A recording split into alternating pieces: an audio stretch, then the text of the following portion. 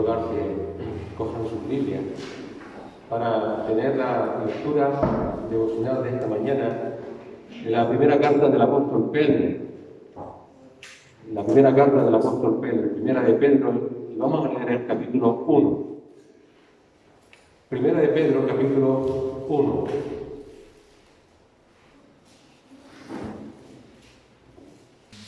Dice así la palabra del Señor.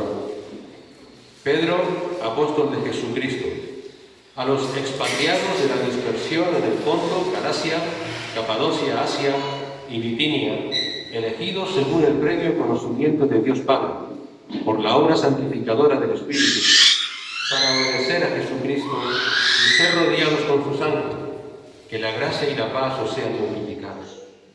Bendito sea el Dios y Padre de nuestro Señor Jesucristo, quien, según su gran misericordia, nos ha hecho nacer de nuevo a una esperanza viva mediante la resurrección de Jesucristo de entre los muertos, para obtener una herencia incorruptible, inmaculada, y que no se marchitará, reservada en los cielos para vosotros, que sois protegidos por el poder de Dios mediante la fe, para la salvación que está preparada para ser revelada en el último tiempo, en lo cual os regocijáis grandemente, aunque ahora por un poco de tiempo, si es necesario, seáis afligidos con diversas pruebas, para que la prueba de vuestra fe, más preciosa que el oro que perece, aunque probado por fuego, sea hallada que resulte en alabanza, gloria y honor en la revelación de Jesucristo, a quien, sin haberle visto, le amáis, y a quien ahora no veis,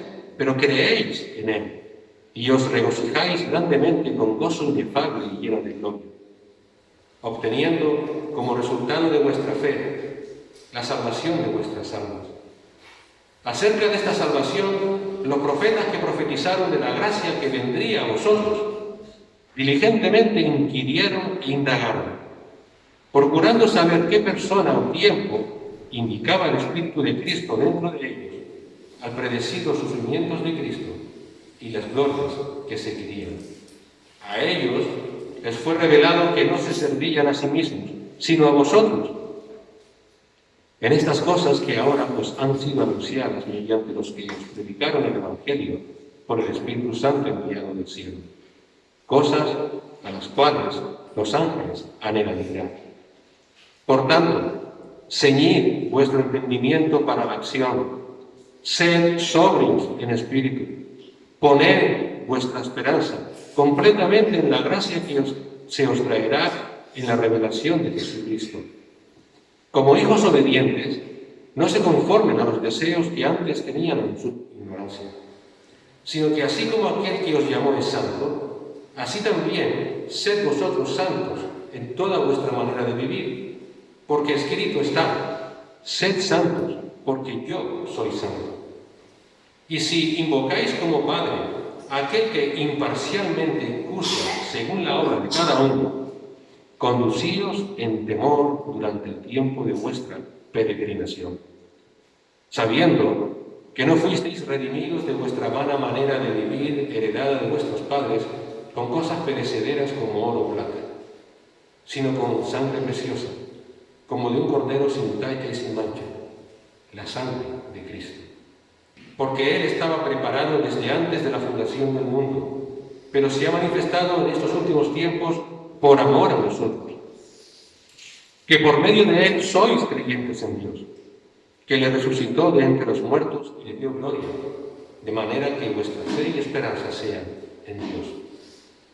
Puesto que en obediencia a la verdad habéis purificado vuestras almas para un amor sincero de hermanos, amaos unos a otros entrañablemente, de corazón puro, pues habéis nacido de nuevo, no de una simiente corruptible, sino de una que es incorruptible, es decir, mediante la palabra de Dios que vive y permanece. Porque toda carne es como la hierba, y toda su gloria como la flor de la hierba. Sécase la hierba, cáese la flor, mas la palabra del Señor permanece para siempre. Y esta es la palabra que os fue predicada. Señor y Padre, gracias te damos, Señor, por recordarnos que nosotros, Padre, estábamos viviendo expatriados en este mundo tú nos recogiste a ti, Señor. Y lo hiciste por gracia, por medio de la fe en Cristo Jesús. Gracias, Padre, porque tú pusiste en nosotros esa obra santificadora del Espíritu. Nos ha dado, Señor, el deseo de obedecer a nuestro Señor. Y todo a través de su gracia, todo a través de su sangre, Señor. Gracias, Padre, por habernos hecho nacer de nuevo.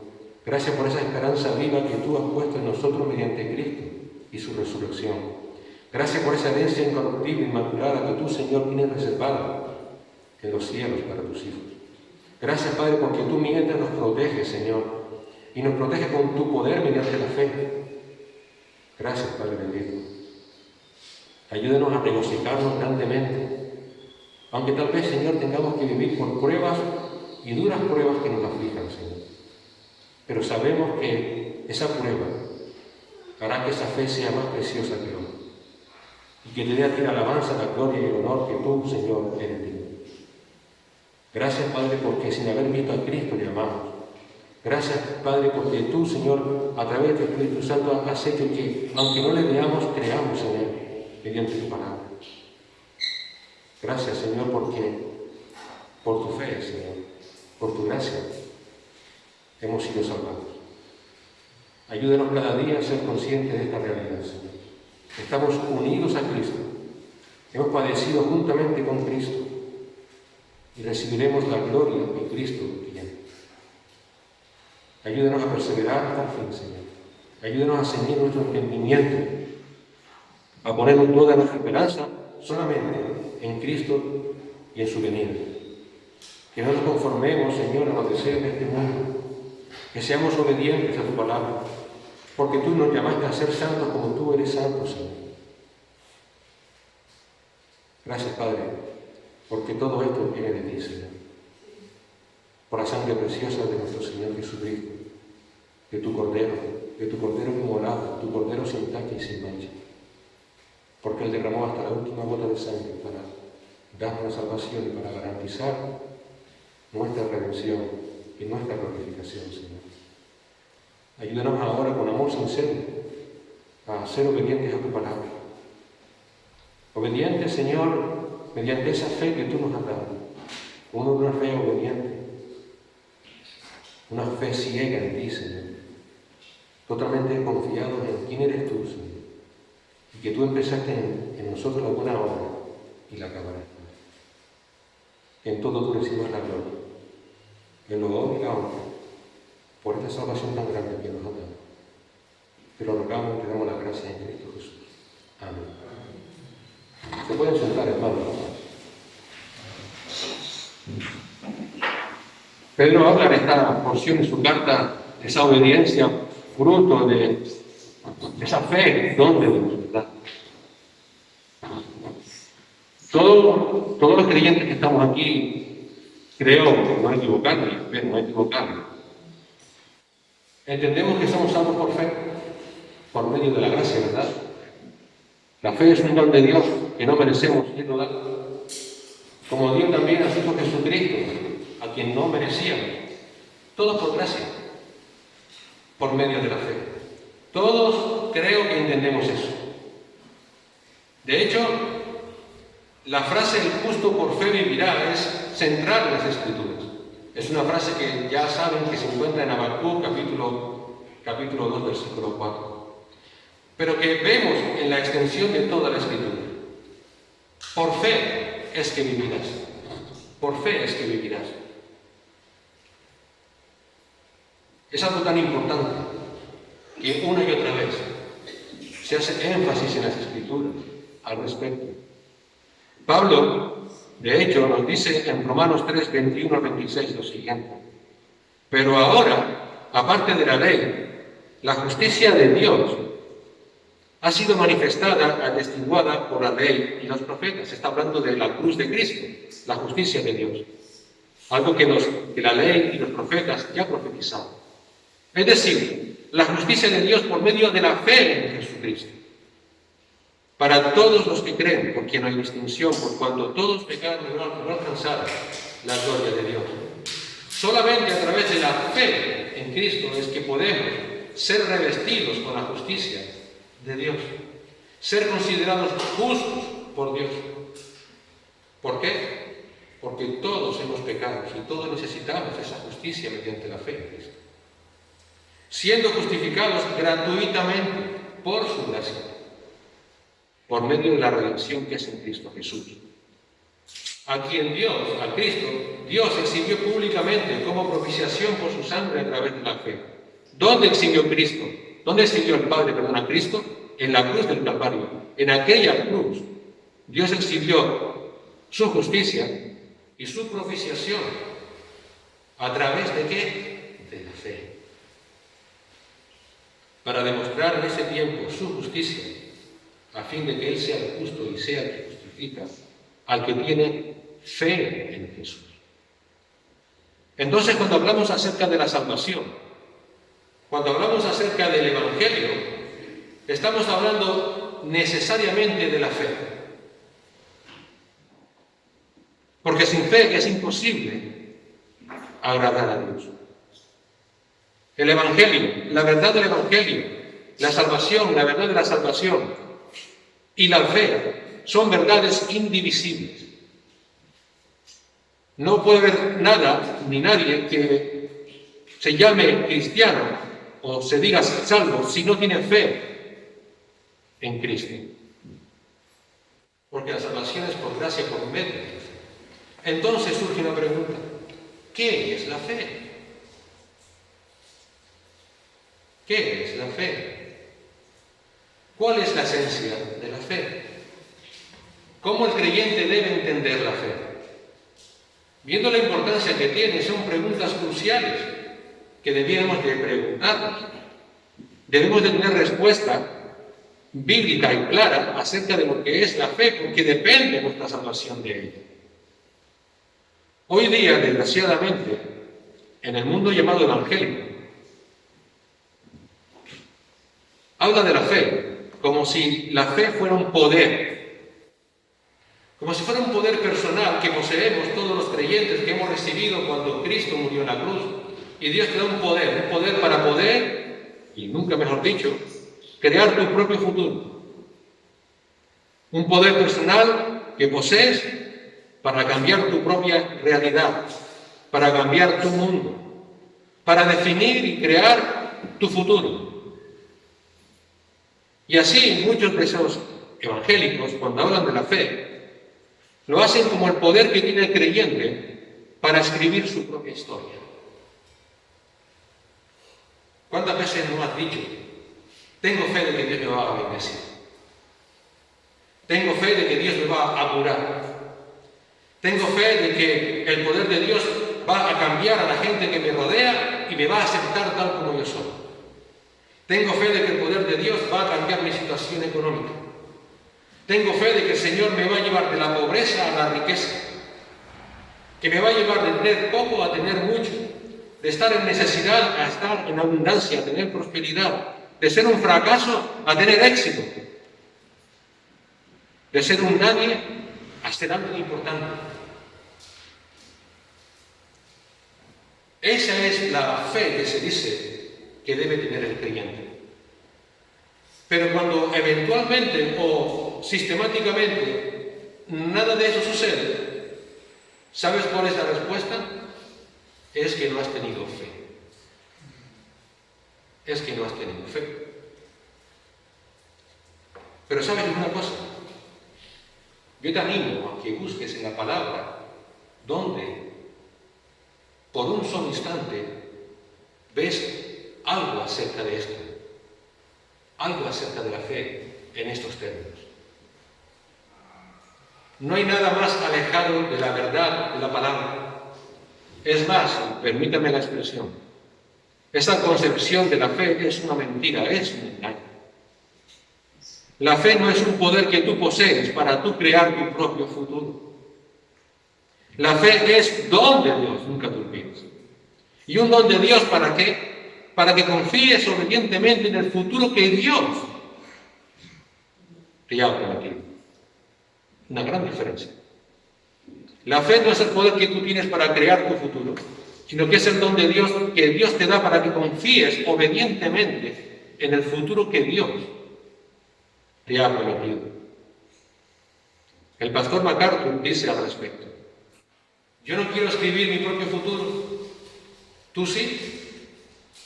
Realmente no quiero ser responsable de desarrollar mi propio futuro. No quiero ser responsable por determinar lo que mi futuro va a ser.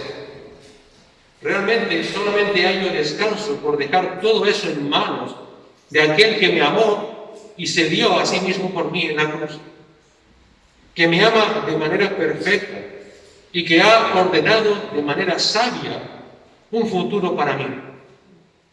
Él sabe mejor que yo lo que necesito, sabe mejor que yo cuál es mi propósito, qué es lo que me satisface, qué es lo que es más gratificante y qué es lo que le glorifica a Él.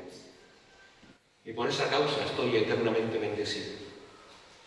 Entonces, cuando hablamos de la fe, de lo que estamos hablando es de ese don de Dios que Dios te da para tener una nueva relación con Él y para que el Señor te pueda guiar en esta vida.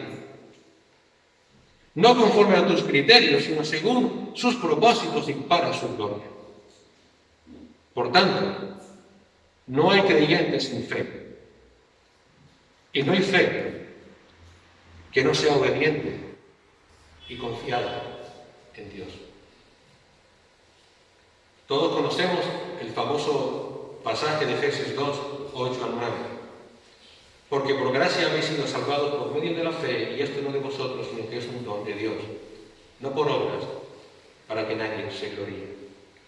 Por gracia, por medio de la fe.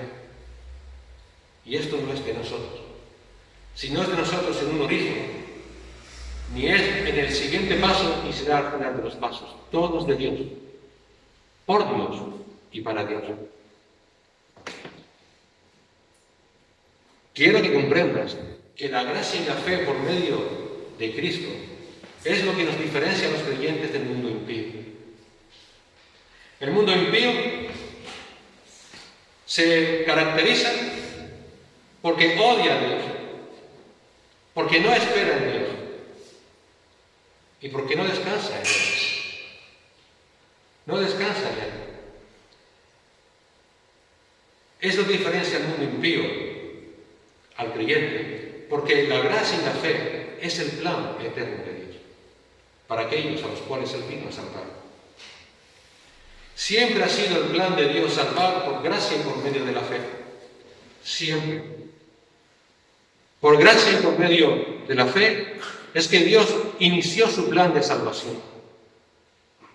Inició cuando Él llama a Abraham y cuando éste responde por fe. Por gracia, por medio de la fe, Dios llama a Abraham, Abraham responde obedientemente y Él es llamado el Padre de todos los de la fe. Por gracia, por medio de la fe en Cristo, es que Dios continúa salvando hoy. Y es por gracia, por medio de la fe que Dios va a seguir salvando mañana. Y es por gracia, por medio de la fe, que el Señor nos glorificará y nos sentará en gloria junto con Él. Todo es por gracia y por medio de la fe. Todo. Y hay un precursor, Abraham. Abraham no solo fue el hombre elegido por Dios por gracia, bendiciéndole para que a partir de él formara una nación de donde nacería el Mesías prometido, Cristo. Cristo nuestro Señor y Salvador, quien iba a salvar a los creyentes de sus pecados.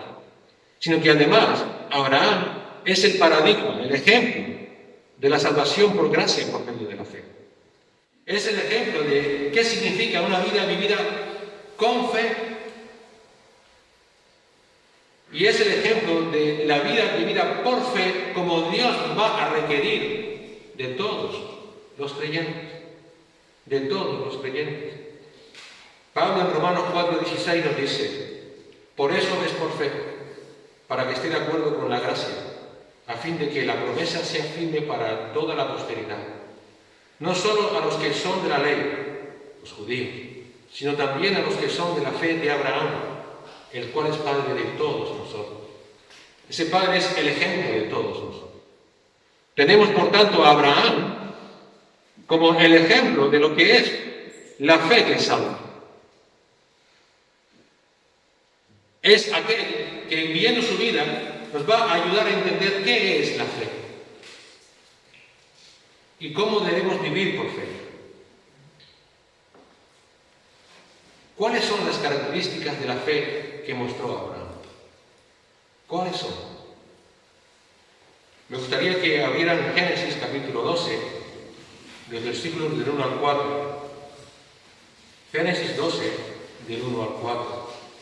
Nos encontramos ante el epítome, la cúspide del libro de Génesis. Ya hoy acabamos nuestro estudio acerca de Génesis, porque la idea que tenemos es orientarnos a que ver el contraste de lo que hemos visto desde el capítulo 1 al capítulo 11, del juicio de Dios continuo contra la maldad del ser humano y aquí ahora, a esta nueva relación que Dios va a establecer con el ser humano por gracia por medio de la fe. Porque esa gracia por medio de la fe, como hemos dicho, es lo que va a recorrer toda la Escritura desde este momento. Génesis 12, del 1 al 4, nos va a ayudar a ver cuáles son esas características que inician la fe y que hoy en día continúa y que hoy en día también es demandada a todos los creyentes.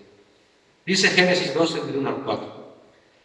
Y el Señor dijo a Abraham: vete de tu tierra, de entre tus parientes y de la casa de tu padre, a la tierra que yo te mostraré. Haré de ti una nación grande y te bendeciré y engrandeceré tu nombre y serás bendición. Bendeciré a los que te bendigan y al que te maldigan, maldeciré. Y en ti serán benditas todas las naciones, todas las familias de la tierra. Entonces Abraham se fue tal como el Señor le había dicho, y Lot fue con él. Y Abraham tenía 75 años cuando partió de Harán. ¿Qué queremos ver de las características de esa fe de Abraham? Primero, que fe es obediencia. Si la fe es don de Dios, si la fe que tienes es el don de Dios, necesariamente es una fe obediente. La fe también, además, es separación del mundo. Y cuando hablamos de separación del mundo, es que ya no amamos las cosas del mundo.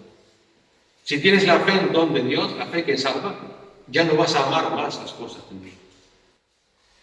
Y la tercera cosa que vamos a ver de la fe de Abraham es que es confianza ciega en Dios. Si tienes la fe en don de Dios, vas a confiar ciegamente en Dios, ciegamente en Dios. La fe como obediencia y separación del mundo. Fíjate el versículo 1. Y el Señor dijo a Abraham: vete de tu tierra, de entre tus parientes y de la casa de tu padre, y a la tierra que yo te mostraré. Como dijimos antes, estamos ahora mismo, se lo digo de verdad, me gustaría que lo entendieran, en este capítulo 12 de Génesis.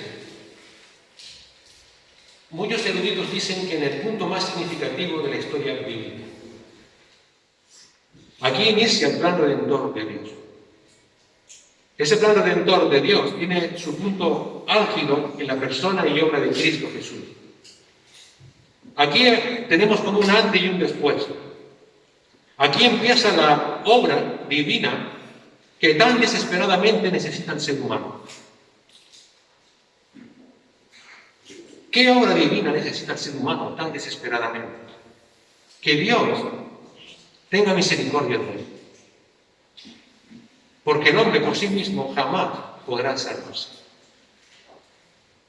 Esa es la mayor necesidad del ser humano. Una necesidad realmente desesperante. Que Dios tenga misericordia y en su plan de redención salve. Aquí en este capítulo 12, por tanto, tiene inicio aquella promesa que en su momento vimos de Génesis 3.15 que Dios hizo a Adán y a Eva. En Génesis 3.15 les recuerdo cuál fue la promesa. Y pondré enemistad entre ti y la mujer, hablándole de la serpiente, a esa figura de Satanás. Y entre tu simiente y su simiente. Y él te herirá en la cabeza y tú lo herirás en el calcañar. Aquí empieza este protoevangelio diciendo, al final yo voy a hacer un plan. De tal manera que la simiente de la mujer, que es Cristo, te aplaste la cabeza, hablando a Satanás. Si recordamos rápidamente los primeros 11 capítulos de Génesis que hemos visto hasta ahora, hay algo que une, un criterio único en esos 11 capítulos, que es juicio, juicio, juicio y maldición, juicio y maldición. Si algo caracteriza a esos 11 primeros capítulos, es juicio y maldición. Por ejemplo, vemos en 3 ocasiones el juicio de Dios. Por ejemplo, cuando la humanidad fue expulsada del huerto del Edén, Génesis 3, del 23 al 24. También vemos juicio cuando la humanidad fue destruida por el diluvio. ¿Se acuerdan? Génesis del 6 al 9. Ahí Dios vuelve a hacer juicio. También hay juicio por parte de Dios cuando Dios divide a las naciones por diferentes idiomas. Lo vimos hace poco en Génesis 11, del 1 al 9. También hallamos maldiciones por parte de Dios. Como dijimos antes, el Señor maldijo a la serpiente y la proclamó enemiga de la mujer, Génesis 3, del 14 al 15. También tenemos que la tierra fue maldita, Génesis 3, 17. Tenemos a Caín siendo maldecido cuando fue condenado a vagar sobre la tierra de manera angustiosa, Génesis 4, 11 y 12. También vemos una maldición cuando Canaán, el hijo menor de Noé, es maldito por la servidumbre, por haber descubierto la desnudez de Noé, Génesis 9, del 25 al 27. Así que, en resumen, hasta el capítulo 11 de Génesis, lo que vemos continuamente es juicio y maldición, juicio y maldición, porque el ser humano por sí mismo no puede obtener de Dios sino juicio y maldición. No hay nada que pueda hacer el hombre por evitar, por cambiar esa situación. Todo lo que vemos es enojo, enfado, ira divina contra el ser humano. Y uno se preguntará, ¿por qué? ¿Por qué? Porque ante las continuas muestras de misericordia de Dios, el hombre siempre ha respondido con desobediencia, con enemistad contra Dios, con enfrentamiento contra Dios. Todo eso da como resultado juicio y maldición. Juicio y maldición. Así que, por lo tanto, lo que nos encontramos en nuestro texto de esta mañana es el inicio de la obra de Dios para cambiar esa situación del ser humano, para salvar ese abismo que hay entre su persona, que es 3 veces santa, y nosotros que somos pecadores. Vemos, por tanto, a Dios tomando la iniciativa para salvar, por gracia, por medio de la fe. Y empieza con Abraham. El Señor lo llama por gracia. No había nada en él. Él vivía en un lugar que se llamaba Ur de los Caldeos. Ese lugar era un lugar reconocido como la capital de la idolatría en el mundo conocido del momento. Y continúa con la respuesta adecuada de Abraham a ese llamado. ¿Cuál fue la respuesta adecuada? Fe, obediente. Fe, obediente. Por tanto, vemos que necesariamente ante el llamado por gracia de Dios, Dios dando ese don de la fe, todo aquel que ha sido llamado eficazmente va a responder sí o sí, obedientemente. Obedientemente. Porque ese es el llamado eficaz de Dios. Fe, por tanto, primer punto es obediencia. El llamado eficaz de Dios siempre lleva a la obediencia. Así que empezamos a estudiar la fe, no como el poder que dicen muchos que tenemos, sino la fe don de Dios. Todo llamado eficaz de Dios lleva a la obediencia por parte de aquel que es llamado. Fíjate cómo empieza el versículo 1. Antes de iniciar ese camino por fe de Abraham, Dios le dice, vete, vete. Ese verbo vete está en imperativo. Todo verbo en imperativo en la palabra es un mandato, un mandamiento. Así que lo que tiene aquí Abraham en este momento es un mandamiento por parte de Dios. Vete. Y vemos que es un mandato progresivo. Es un mandato que Dios primero manda a Abraham, dice, deja tu tierra.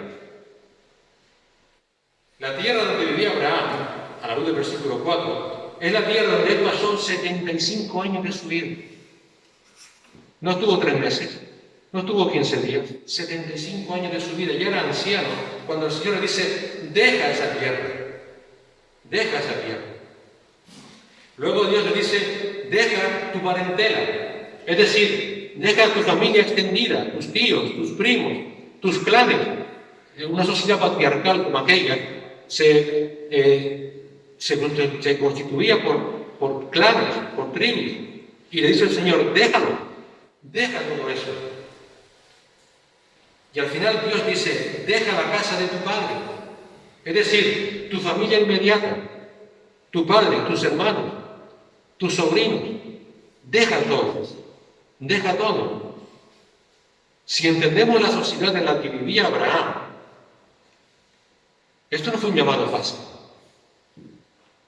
Si entendemos que era una sociedad patriarcal donde todos se ayudaban mutuamente, Dios le estaba diciendo, deja todo. Todo aquello en lo que tú confías, todo aquello en lo que tú tienes seguridad.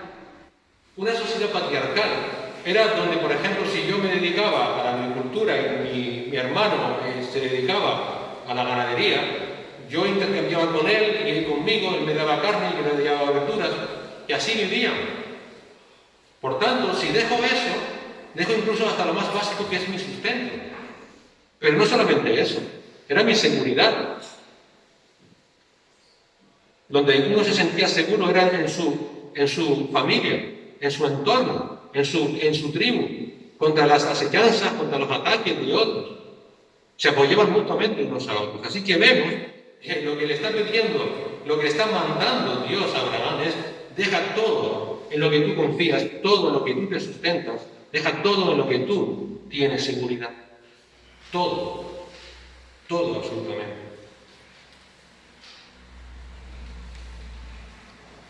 Abraham, ¿en qué has dependido en tu vida? Déjalo.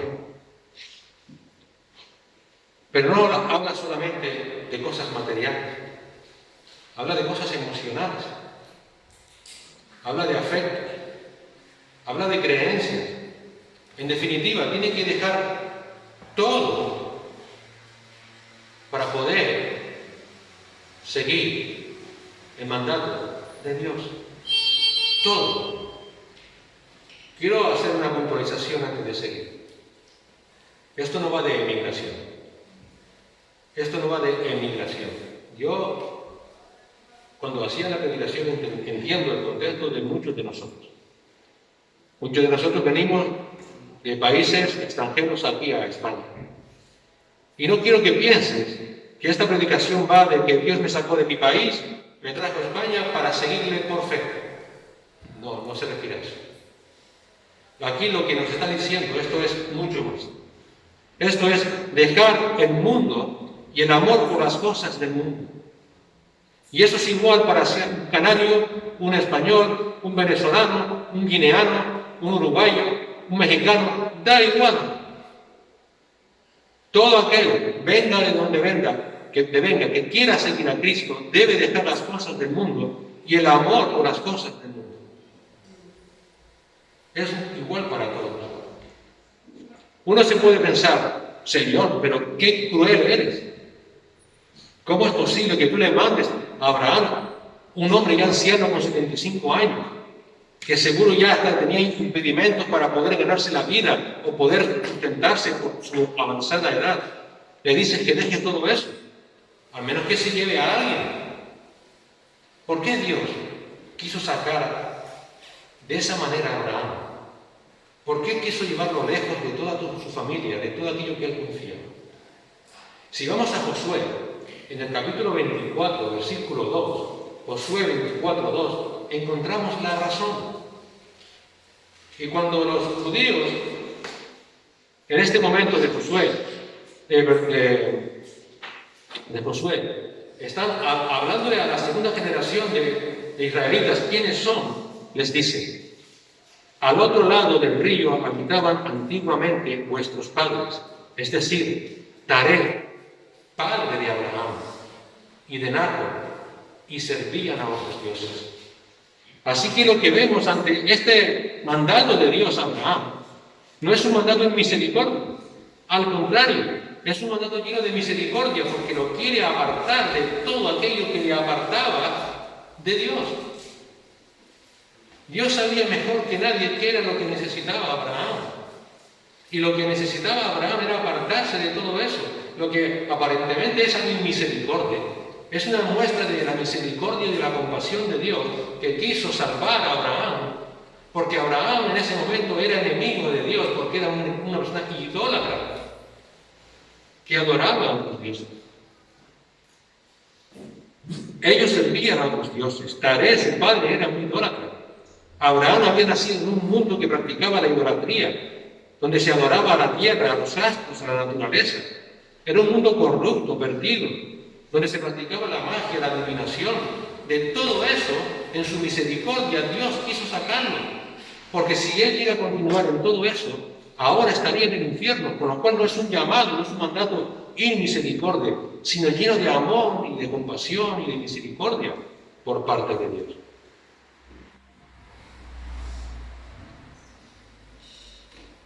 Y Dios le dice, vete, obedece.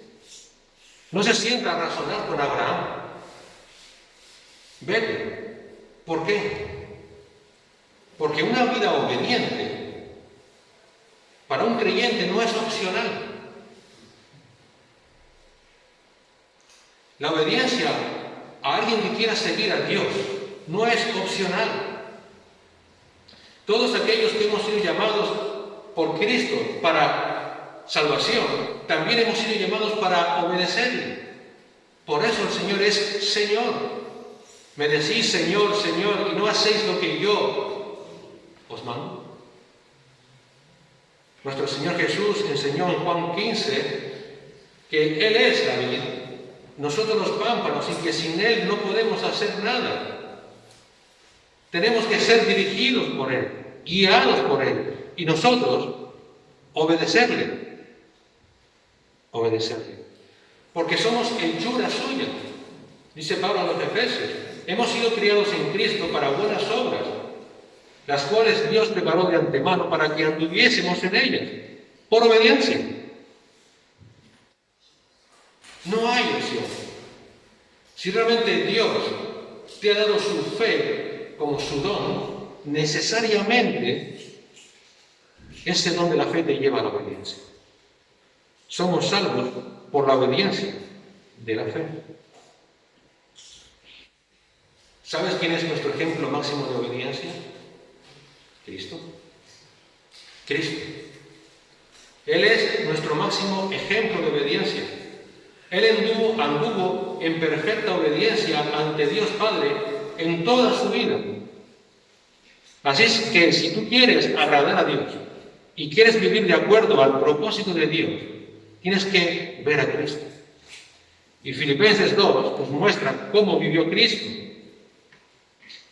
Pablo dice, haya en vosotros esa misma actitud que hubo en Cristo Jesús. No consideró el ser Dios como algo que aferrarse. Se despojó a sí mismo, se hizo semejante a los hombres, tomó forma de siervo, se humilló a sí mismo, se hizo obediente hasta la muerte. Se hizo obediente hasta la muerte y muerte de cruz. Ese es el punto. Si Cristo mismo, Dios hecho hombre, fue obediente hasta la muerte, nosotros tenemos que imitarle. Pablo dice, imítenme a mí como yo imito a Cristo. Y el Señor en el aposento alto, en Juan 16, dice, ejemplo os he dado. Ejemplo os he dado. El autor de Hebreos nos dice, aunque era hijo, aprendió obediencia por lo que padeció. Por tanto, la obediencia es la evidencia de la fe como don de Dios que te salva. La fe no es una mera acepción intelectual. Nadie porque tenga una simple acepción intelectual va nunca a estar en el cielo. Nunca. Los demonios creen, tienen fe, esa acepción intelectual, pero tiemblan, porque saben a dónde van a ir. La fe tiene que tener fruto, y el primer fruto es la obediencia. No hay algo así como fe que salva sin obediencia. Sin obediencia es imposible que haya relación con Dios. Y el ejemplo, lo hemos visto, es Cristo. Él ejemplificó su relación con su Padre, toda su vida mediante la obediencia. El Señor Jesús dijo: no he venido a hacer mi voluntad, sino la voluntad de aquel que me envió. Pero además, esa fe obediente del llamado eficaz de Dios tiene implicaciones prácticas en nuestras vidas, porque hablamos de obediencia. ¿Qué entendemos por obediencia? A veces entendemos por obediencia que mis hijos me hagan caso, o que yo sea obediente a mi jefe, o obedecer las leyes del mundo. ¿Pero qué es obediencia? Bíblicamente hablando. La obediencia es separación del amor de las cosas del mundo. Tan simple como eso. Obediencia, a veces pensamos, bueno, yo vengo todos los domingos a la iglesia, soy obediente a Dios. O podemos decir, no, yo toda la mañana recién me levanto, oro a Dios, leo su palabra, soy obediente a Dios. Amén, así es. Pero, si tu vida sigue siendo una vida de amor al mundo, estás siendo desobediente a Dios, ¿entiendes el punto? Por eso la obediencia a Dios se manifiesta en que has dejado las cosas del mundo, el amor por las cosas del mundo. Vemos ese ejemplo, o ese punto en la vida de Abraham. Él debe dejar atrás toda su vida anterior, su tierra, su parentela, su familia. Ahora tiene que empezar a vivir una vida nueva en dependencia de Dios. Debe de vaciarse de todo aquello que antes le llenaba, para vaciado de todo eso, ahora poder ser llenado de Dios. Abraham tenía que dejar atrás todo aquello en lo que él había confiado, en lo que él había depositado toda su confianza. Esa demanda hoy sigue igual para el creyente. Ese es el mandato para todos aquellos que hemos sido salvados por Cristo. El mandato es: deja el mundo corrupto, deja las cosas del mundo. Así que tenemos que la fe, don de Dios, lleva a la obediencia y lleva a no amar al mundo. Si eres creyente, si el Señor te ha salvado, el Señor te ha sellado, y te ha sellado con su Espíritu Santo. La salvación es segura porque el Señor nos sella, nos aparta para Él, es el símbolo de la redención. Pablo dice en Romanos 8:15: pues no habéis recibido un espíritu de esclavitud para volver otra vez al temor, sino que habéis recibido un espíritu de adopción como hijos, por el cual clamamos: Abba, Padre. Ahora el creyente ha sido rescatado de la esclavitud al pecado, de la vida vieja que vivía antes, para ser adoptado como hijos de Dios, por el cual clamamos: Papaíto, que es lo que significa Abba, Padre. Cristo en la cruz no solamente perdonó nuestros pecados, también nos redimió del pecado.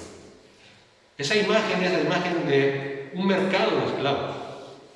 En aquella época, en los mercados de esclavos, estaban los esclavos, evidentemente, e iban allí la gente de dinero a comprar los esclavos para sí. Tú imagínate, nosotros, creyentes, comprados por la sangre de Cristo, que Cristo nos compra y nos redime del pecado, es decir, va al mercado, nos ve allí y dice: te llevo conmigo.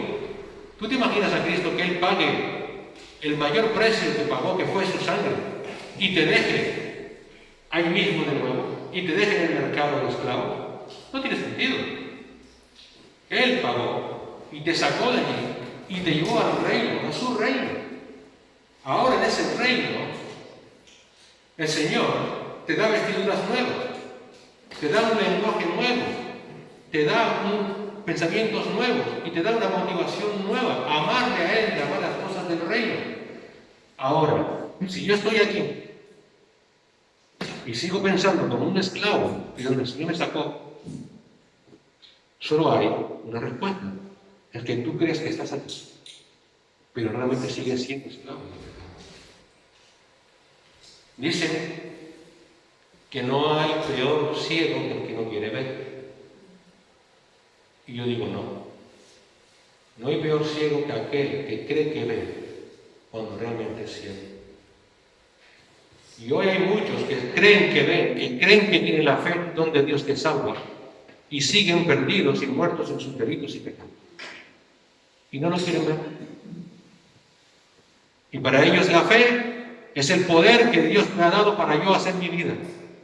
Pero no son obedientes a Dios, ni están dispuestos a dejar las cosas del mundo, ni el amor por las cosas del mundo. No están dispuestos. Entonces, Cristo pasó delante de ti y te dejó en el mercado de esclavos. Tú crees que estás en el reino. Muchos dirán, dice el Señor en aquel día, Señor, Señor, si yo en tu nombre hice, yo en tu nombre dije, y el Señor dirá, apartado de mí, hacedores de maldad, nunca os conocí, al fuego eterno preparado para el diablo y sus ángeles. ¿Tú te imaginas llegar a la puerta? ¿Tú te imaginas cuando el Señor pida tu alma? Y cuando el Señor pida tu alma y despiertes, te encuentres frente a frente con Él y te diga, apártate de mí que nunca te conocí. Y tú dirás, pero Señor, si yo hice, yo dije, yo fui hacedor de maldad. ¿Por qué fue un hacedor de maldad? Porque no fue obediente y no dejó el amor por las cosas del mundo.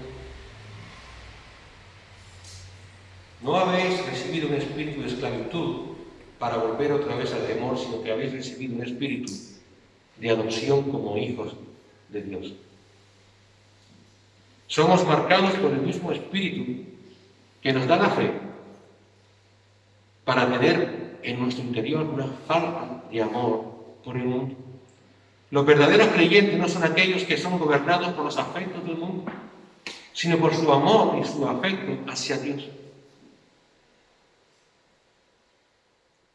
El Señor fue enfático, muy enfático, cuando dijo, el que ama a padre o a madre más que a mí no es digno de mí.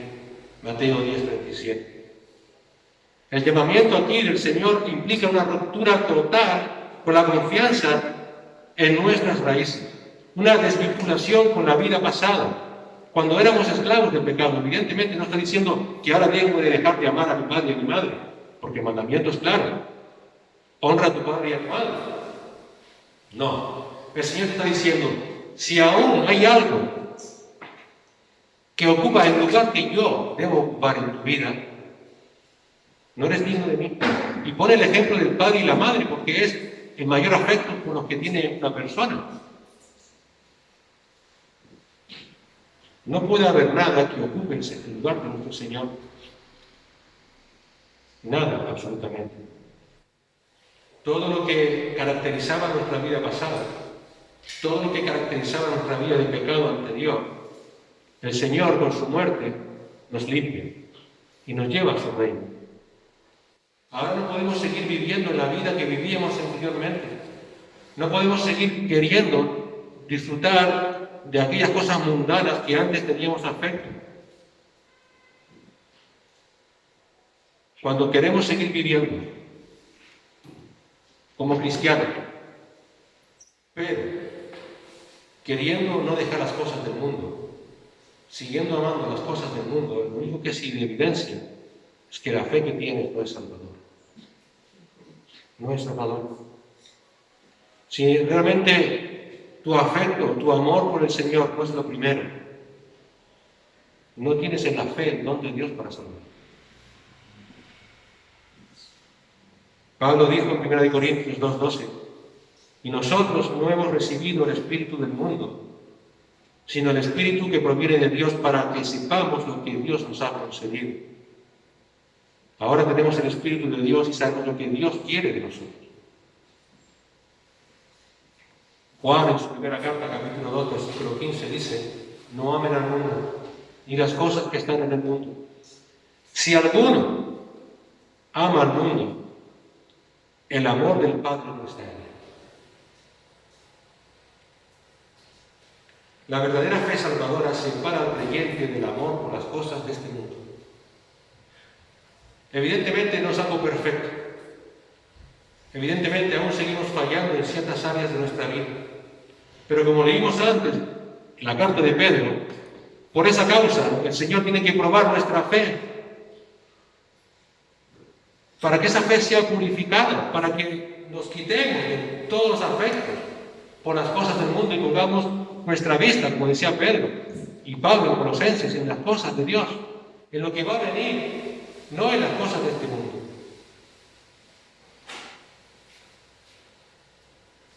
El Señor va a ir trabajando en nuestras vidas para que nuestro amor cambie por las cosas del cielo, por el amor al Padre, por amor al Hijo, por amor al Espíritu Santo. Un amor por el reino de Dios, un amor por su reino, por sus cosas. Todos esos nuevos afectos los pone Dios en nuestros corazones. Porque mira, cuando Dios te manda a dejar el amor por las cosas del mundo, no te deja un vacío en tu vida. Porque parece que Dios le dice a Abraham, deja todo y ya veremos. Tú suponte a Abraham, ponte en el lugar de Abraham, Señor, y eso crea un vacío. Cuando el Señor nos dice a nosotros, deja todo, deja el amor por las cosas del mundo, ámame a mí más que a nada, hemos de reconocer que en nuestra carne vamos a seguir luchando. Pero quiero que entiendas una cosa. Cuando Dios manda que nos vaciemos de todo ese amor al mundo, que nos vaciemos de ese amor por nosotros, no va a dejar un vacío. Fíjate lo que le dice el Señor a Abraham. Vete a la tierra que yo te mostraré. No te dejo vacío, Abraham. Déjalo todo porque hay algo que yo tengo preparado para ti, que va a ocupar el lugar que tú tienes que dejar. Abraham tiene que dejarlo todo, porque Dios debe de llenarlo todo. El Señor quiere que Él quede completamente vacío para que Él sea lleno de Él. Cuando el Señor nos hace la petición como creyentes de dejar las cosas del mundo, es porque el Señor quiere llenar ese vacío que va a quedar ahí de su misericordia, de su compasión, de su persona.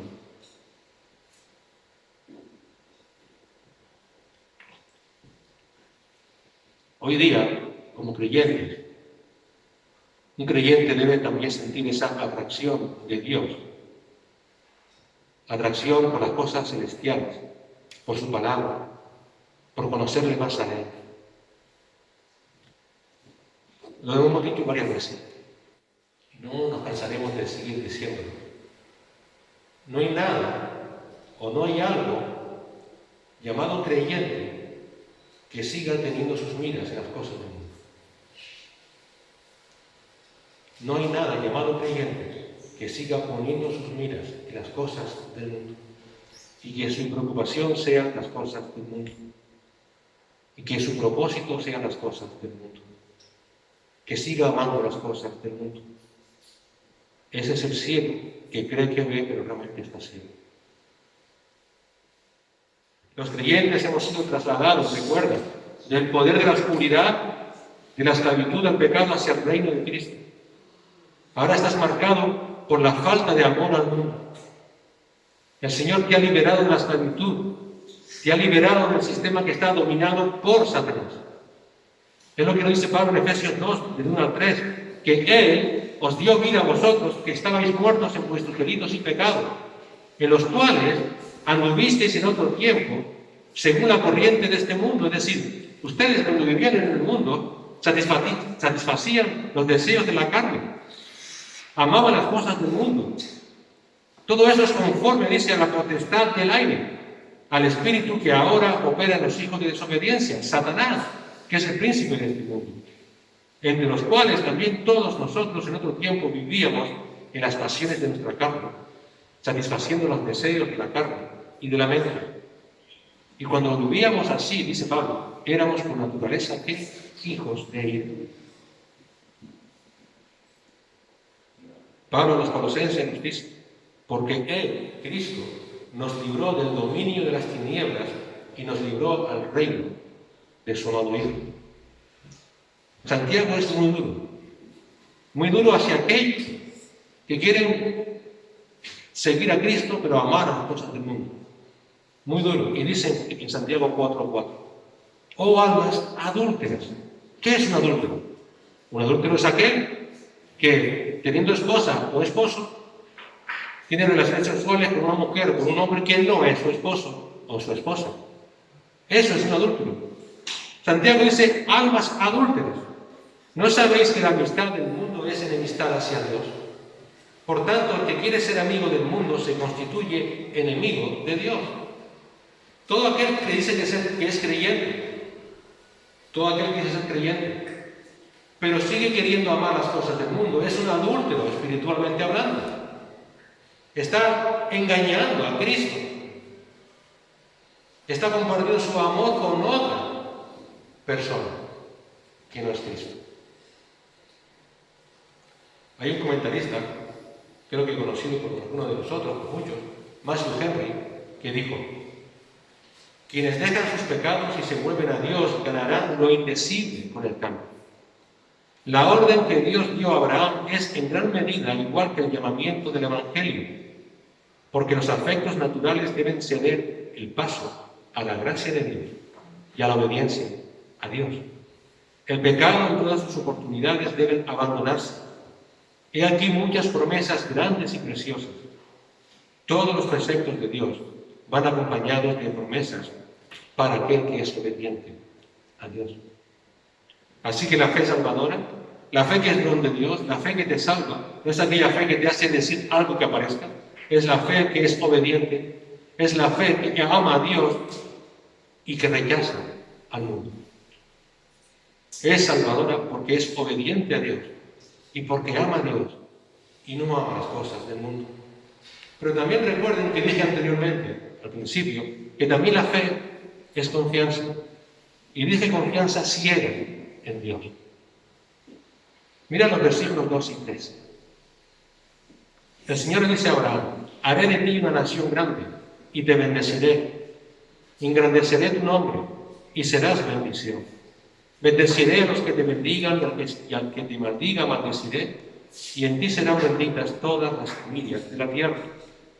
Mira, cuando me refiero a ciega, todo el mundo parece que, uy, que diga ciega, que ciega, que ciega.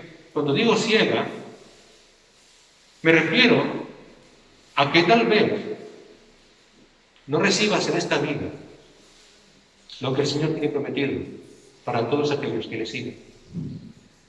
Es decir, que no necesariamente el resultado de la fe todos los vamos a ver en esta vida. Posiblemente no. A eso nos referimos con fe ciega. Quizás el resultado de tu fe no lo veas en esta vida. Eso solamente depende de Dios. A nosotros lo que nos toca es esperar y confiar. Esperar y confiar. Esperar y no exigir a Dios que necesariamente Él responda a mi fe. Señor, estoy teniendo fe. Ahora tú debes responder a esa fe. Mira, cuando nosotros reclamamos a Dios de esa manera, nos estamos poniendo en una posición muy peligrosa, porque nos estamos poniendo en una posición de autoridad sobre Dios. Yo soy el que mando a Dios que debe hacer, y es al revés. Es Dios quien manda. Él es el creador y yo soy la criatura. No es al revés. Señor, si es tu voluntad. El ejemplo de Cristo. Padre, si es tu voluntad, pase de mí esta copa. La confianza en el Señor debe ser ciega, porque quizás en esta vida no recibas lo que el Señor promete a todos aquellos que tienen fe en Él. Si te fijas bien en la particularidad de estas promesas que el Señor le hace a Abraham, si ves todos los verbos, haré, bendeciré, engrandeceré, serás, bendeciré de nuevo, maldeciré, serán. Son verbos que están en futuro. en un futuro imperfecto. Y en hebreo, un futuro imperfecto de un verbo significa que no hay fecha de cumplimiento. No hay fecha de cumplimiento. Dios le dijo a Abraham, sal de tu tierra, deja tu tierra, deja tu parentela, deja tu familia, y ya te bendeciré. No le dijo, y dentro de 15 días te voy a bendecir. No le dijo, espérate al final de tu vida, ni al principio. No tenían fecha de cumplimiento.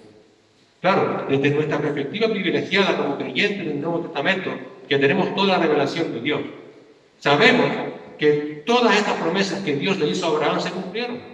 ¿No es cierto? Dios formó a partir de Abraham una gran nación, Israel. Dios le dio a Abraham y cumplió la promesa de que él sería bendición para toda la humanidad. ¿Por qué? Porque de Israel vino el Mesías, quien ha salvado a hombres de toda raza, lengua y nación, como ya vimos en su momento. También Abraham ha sido de bendición porque el creyente tenemos las Sagradas Escrituras. La revelación es fuente de toda bendición, y esa Sagrada Escritura que es la Biblia, que es bendición para nosotros, toda viene de Israel. Es decir, Dios ha cumplido todas las promesas de Abraham. Pero ¿sabes qué? Génesis 25, versículo 8.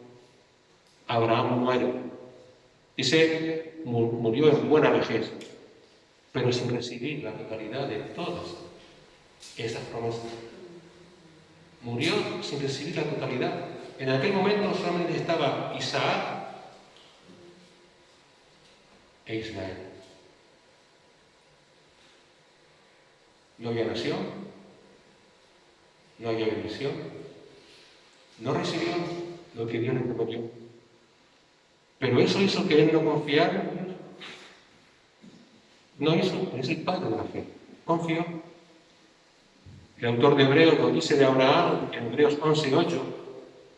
Por la fe Abraham, al ser llamado, obedeció saliendo para un lugar que había de recibir como herencia, y salió sin saber a dónde iba. Salió a un lugar que había de recibir como herencia. Nunca la vio. Y salió sin saber a dónde iba. Así que el Señor le hizo promesas a Abraham que él no vio en esta tierra. Así que otro pilar de la fe es confiar en lo que Dios ha prometido, aunque ahora tú no lo recibas. Es confiar en lo que no es recibido. Es confiar en lo que no has experimentado. Es confiar en algo que todavía no se ha manifestado. Cuando Dios nos llama, nunca te va a dar un mapa detallado de tu vida. No te va a decir, mira, en el año 2020 vete preparándote porque va a llegar una parecida a dos. No te va a decir, mira, prepárate bien porque no veas lo que te viene encima. No, hay un plan definido, concreto, con cosas concretas de tu vida. Pero sí es cierto que el creyente nos da, que Dios nos da a todo creyente las líneas generales, maestras, de su relación y de lo que Él va a hacer con nosotros. Y con eso debemos descansar en nuestras vidas. Y esas líneas maestras, por ejemplo, las vemos en Romanos 8, del 28 al 30. Y dice, y sabemos la seguridad de Pablo. Yo sé que para los que aman a Dios, todas las cosas cooperan para bien. ¿Qué cosas? Él no lo sabe. Pero Él sabe que todas van a cooperar para bien. Esto es, para los que son llamados conforme a su propósito. ¿Por qué? Dice Pablo, ¿por qué yo sé eso? Porque a los que de antemano conoció, sé que también los predestinó a ser conformes, conforme a la imagen de su Hijo, para que Él sea el primogénito entre muchos hermanos. Y sé que a los que predestinó, a estos también llamó. Y a los que llamó, sé que también a estos justificó. Y a los que justificó, sé que también glorificó. Esa es la línea maestra de nuestras vidas. Confía en eso. Si Dios me llama, sé que el Señor me va a glorificar. Confío ciegamente en quién es mi Dios. Sé que a veces es difícil vivir esa vida, es complicado. A veces es complicada cuando, por ejemplo, tienes un cónyuge que no es creyente, o un hijo que no es creyente. Pero tienes fe en que el Señor le salve. Y no es una fe mala, al contrario. ¿Por qué? Porque Dios no quiere la muerte del impío, sino que todo llegue al conocimiento de la verdad y sea salvo. Ese deseo tuyo es el deseo de Dios. Debes tener fe, claro, y orar. Quizás no veas el resultado de esa fe tuya en esta vida. Solo Dios sabe. Pero confía en Dios. Confía en Él. Confía en Él ciegamente. Eso es a lo que el Señor nos llama. Lo que tiene que ser suficiente para nosotros es saber que Dios está en control. Yo confío en Él. Si Él empezó en mí la buena obra, la acabará. En eso descanso. Esa es la fe que confía en Dios. Una fe que confía, aunque no se reciba en esta vida lo que el Señor ha prometido. Y mira, te invito a que leas la palabra, para que veas cómo es algo constante en la Escritura. Si hay algo común de aquellos hombres y mujeres que leemos en Hebreos 11, es que muchos no recibieron en esta vida el fruto de su fe. Es increíble. Yo he estudiado hebreo y es que es constante. Versículo 1 de Hebreos 11. La fe es la certeza de lo que se espera, la convicción de lo que no se ve. Versículo 3. Por la fe entendemos que el universo fue preparado por la palabra de Dios. Yo no estaba allí, no lo vi, pero sé que fue así. De modo que lo que se ve no fue hecho de cosas visibles. Versículo 6. Sin fe es imposible agradar a Dios porque es necesario que los que se acercan a Dios crean que Él exista. Primero Pedro lo dijo bien claro, amamos a Cristo sin haberle visto. Creemos en Él sin haberle visto. Es algo constante. Pero si Dios lo dice, es así. Es verdad. Hebreos 11:7. Por la fe Noé, siendo advertido acerca de cosas que aún no se verían, con temor preparó un arca para la salvación de su casa. El versículo 8. Por la fe Abraham, al ser llamado, obedeció saliendo para un lugar que había de recibir y salió sin saber a dónde iba. Versículo 10. ¿Por qué? ¿Por qué actuó así Abraham? Porque esperaba la ciudad que tiene cimientos cuyo arquitecto y constructor es Dios. La construcción de la frase aquí es que porque esperaba en Dios y que Dios le había prometido algo que él iba a recibir.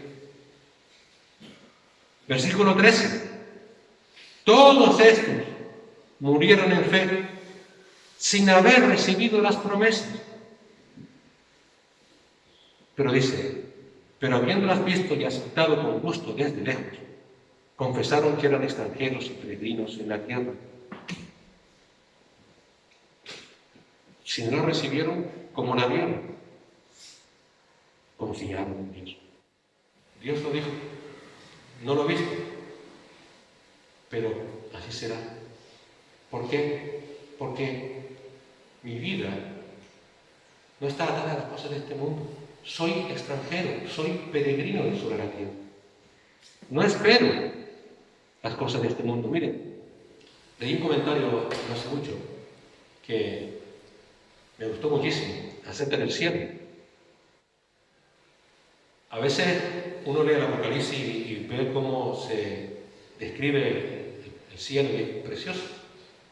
Las calles llenas de oro reluciente, las perlas, todas las piedras preciosas que se relatan, el ónice, no sé, maravilla. Yo no me podría llegar a que yo, que paso teólogo, pero piedras preciosas increíbles. Y el comentario decía una cosa, lo más maravilloso del cielo es que allí nos vamos a encontrar con Cristo. De nada sirve tener una calle empedrada en oro si Cristo no está ahí. Sin Cristo no está ahí. Por eso esperamos a esa ciudad celestial, porque ahí está Cristo. Porque ahí vamos a estar con Él para siempre. Ya no amo las cosas de este mundo, espero llegar allí y estar con Él para siempre. Señor, sosténme mientras llega ese día. Sosténme mientras llega ese día. De Moisés, dice en Hebreos 11, por la fe salió de Egipto sin temer la ira del rey porque se mantuvo firme, como viendo al invisible. Y como colofón, Hebreos 11:39 dice, todos estos, habiendo obtenido aprobación por su fe, no recibieron la promesa. Confianza ciega, hermanos. Confianza ciega. Obediencia al Señor. Obediencia al Señor. Obediencia ciega, no amando las cosas de este mundo,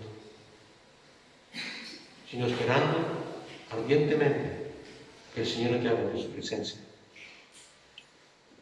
La fe salvadora, la fe don de Dios, la fe que te va a decir a ti realmente si eres salvo, necesariamente te va a llevar a la obediencia. Ciertamente vamos a caer en nuestras vidas y pecaremos. Cuando lo hagamos, abogado tenemos para con el Padre, pero no debe de ser lo común, sino lo extraordinario, el caer y pecar.